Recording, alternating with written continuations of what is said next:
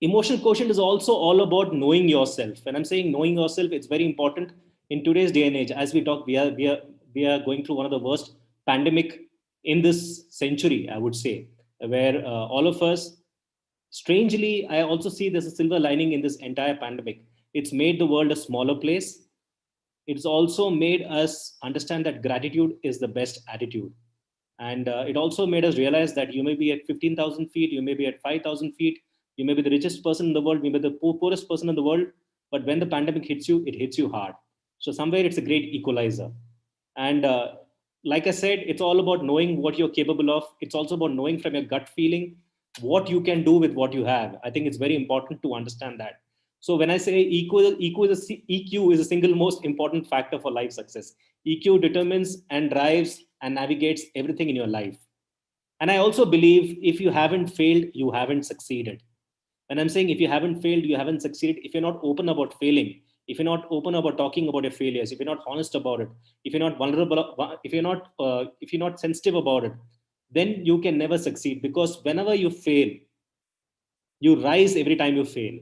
And I think emotions are very contagious. And let's talk about emotions. I'm not talking about my hair as such, but I'm talking about, say, you're laughing, you're smiling, you're sad, or you're happy. I think those emotions, they're very contagious, because once you have an emotion in place, and everybody does the same thing. And it's very simple. I think that's what life is all about. Life is all about emotions. We tend to complicate life, but life is actually very simple.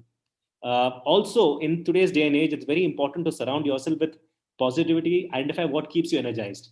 Now, Kaushik spoke about the special guest. That's my dog. Her name is Sunshine. She keeps me energized because I think she lives in the present, not the past or the future. And that's what I love about her. But it's very important for us as individuals to identify what keeps you energized. Make sure you stay around positivity, not around negativity, because we are human beings. We can get swayed in any direction. It's very important to be positive, very important to look at life and seeing what you can make out of life. That's very important. And like I always say, dream with your eyes open and visualize success. Any champion you can think of, any champion. And I'm talking about somebody like Sachin Tendulkar, Roger Federer, Rafa Nadal, anyone in the sports field, or anyone in any other field, they always had mentors around them who were there as a sounding board for them. It's also very important to visualize success. When I say visualize success, it's very important to visualize what you're going to do in the next 1 month, 6 months, 1 year. Very, very important, because you won't believe it. The next slide is going to talk about why I'm talking about visualizing success. Very important, discipline. When I talk about discipline, it's not like the 21-day plan which we all have, where you do something for 21 days. It becomes a way of life. The point is, anything you want to do in life, if you want to entertain, engage, motivate, inspire, learn coding, discipline is really important. Discipline can only take you places, and discipline is black or white. There's no two ways around it. Only discipline can take you where you are. Right now, we are living in very interesting times where we're all talking through a virtual call, and we had some very interesting speakers who came in before me.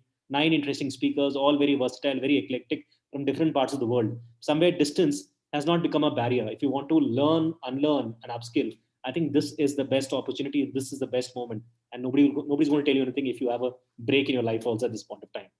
The art of listening. The art of listening is more important than the art of talking. I believe when you listen, you understand non-verbal cues more.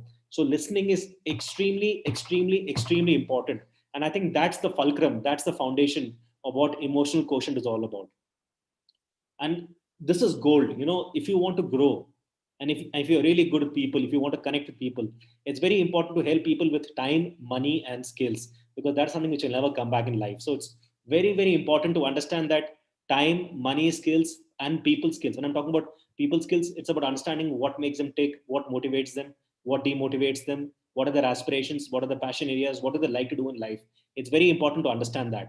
The last point is around technology and Martin Luther King. The reason why I'm talking about Martin Luther King is I think Martin Luther King was way ahead of his times. Martin Luther King, when he spoke about getting all the Americans galvanized, I had put an alarm for 7:30, by the way, because I thought I'll finish at 7:30. Martin Luther King he wanted to galvanize America, and he did not galvanize using any social media platform.